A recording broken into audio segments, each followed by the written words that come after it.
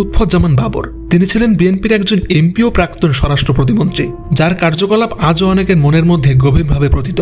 তার বিরুদ্ধে সবথেকে বড় অভিযোগ হলো ভারতের সেভেন সিস্টার্স এলাকায় বিদ্রোহী দল গঠন করে ভারতকে অস্থিতিশীল করার প্রচেষ্টা। এখানে আপনাদের অনেকের মনের মধ্যে প্রশ্ন আসতে পারে যে ভারতের সেভেন সিস্টার্স মানে কি? ভারতের উত্তর পূর্বাঞ্চলের স্বাধীনতাকামী আসাম, মিজোরাম, অরুণাচল, মেঘালয়, ত্রিপুরা, মণিপুর ও নাগাল্যান্ড প্রদেশকে একত্রে সেভেন সিস্টার্স বা 7 বোনের রাজ্য বলা হয়। এর মোট আয়তন 2,55,511 বর্গ কিলোমিটার, যা ভারতের আয়তনের প্রায় 7%। সেভেন সিস্টার্সের 2011 সালের সমীক্ষা অনুযায়ী মোট জনসংখ্যা ছিল 44.98 মিলিয়ন।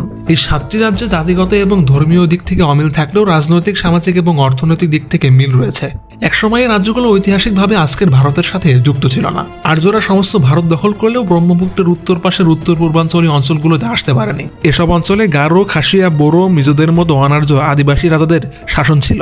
এই আন্তঃনির্ভরতার কারণে 1972 সালে এই 7টি রাজ্যকে সেভেন সিস্টার্স বা 7 বোনের রাজ্য হিসেবে আখ্যায়িত করা হয়। এবার চলে আসা যাক আবারও বাবরের প্রসঙ্গে। চীন ও পাকিস্তান মিলে ভারতে যতটা ক্ষতি করতে পারেনি, তিনি একাই তার চেয়ে বেশি ক্ষতি করার চেষ্টা করেছিলেন। তার বিরুদ্ধে সবচেয়ে আলোচিত ঘটনা হলো 10 ট্রাক অস্ত্র পাচারের ঘটনা, যার কারণে তিনি মামলায় জড়িয়েছিলেন। কিন্তু সে সময় যদি এই অস্ত্রগুলো ভারতে প্রবেশ করতো, তাহলে ভারতের পরিস্থিতি কেমন হতো তা ভাবলে কিন্তু আমাদের গা শিউরে ওঠে। তিনি ছিলেন এমন একজন যিনি এমন সময় ভারতকে হুমকি দিয়েছিলেন যখন বাংলাদেশ থেকে কেউ এ ধরনের সাহস দেখায়নি। সেভেন সিস্টার্সকে স্টেপ সিস্টার বানানোর ক্ষমতা ছিল তার, এমনটাই মনে করেন অনেকে। 10 ট্রাক অস্ত্র মামলাটি হয়তো অনেকেই ভুলে গেছেন, কিন্তু ওই সময় আরো উদ্ধার করা হয় 463টি বাক্স, যাতে ছিল এমটিটি, এসএমজি, 790টি টমিগান, 27,000 গ্রেনেড, 150টি রকেট লঞ্চার, 620টি ম্যাগাজিন এবং 11,43,520টি গুলি। এসবের আনুমানিক মূল্য ছিল প্রায় 27,000 কোটি টাকা। যদি সেই অস্ত্রগুলো ভারতে ঢুকতো, আজকের ভারতের সেভেন সিস্টার্স হয়তো অক্ষত থাকতো না। ভারত তখন নিজেদের নিরাপত্তা নিয়ে এতটাই ব্যস্ত হয়ে পড়তো যে আমাদের দেশের অভ্যন্তরীণ বিষয়ে হস্তক্ষেপ করার সময় পেত না।